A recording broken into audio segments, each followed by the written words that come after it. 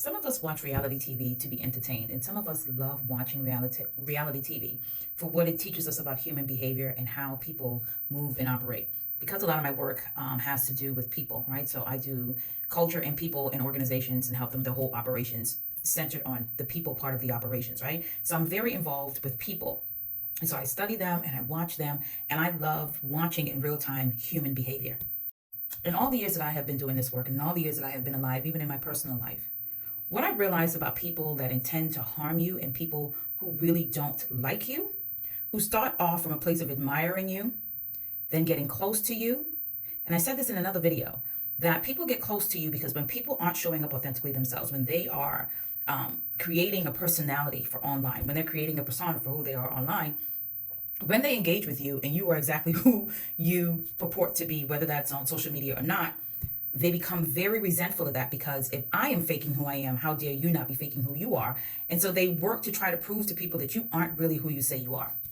And so what people will do is they will slowly get close to you. They will find an in, right? They will find an in to you, and they're only getting close to you to really try to destroy you, all while pretending that they really, really care for you. Nothing is more true than watching Love and Marriage Huntsville. Now, irrespective of how you feel about Melody, Carlos King does not like this woman. He does not like her.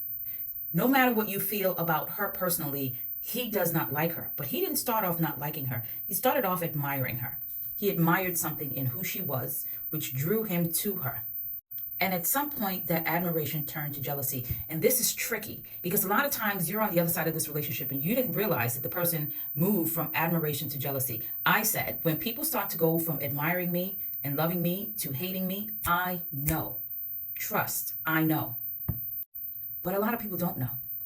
And you see this over the years where he engaged Melody, because Melody Holt, for whether you like her or not, there's something entrepreneurial about her, there's something industrious about her, and there's something endearing about her. Melody is a Scorpio. My mother was a Scorpio. I understand how Scorpio women move, and a lot of times Scorpio women are misunderstood. They really are big-hearted, kind-hearted people, and they're forgiving. But when you cross a Scorpio and they turn back and sting you, you are stung. And because Carlos had been engaging with her with the big heart and forgiving, and we see this with the way that she was engaging with Martell, forgiving to the point of having another child with her husband after all that had already come out about what her husband was doing. You still saw this woman forgive. You still saw this woman try to be better and do better. And Carlos was watching this, right? And what that was creating was for Melody, right? They call themselves the Melometers. I'm not a part of them. But what it did for Melody was create this sense of like a cult following where people saw it for her, loved her, and wanted more of her.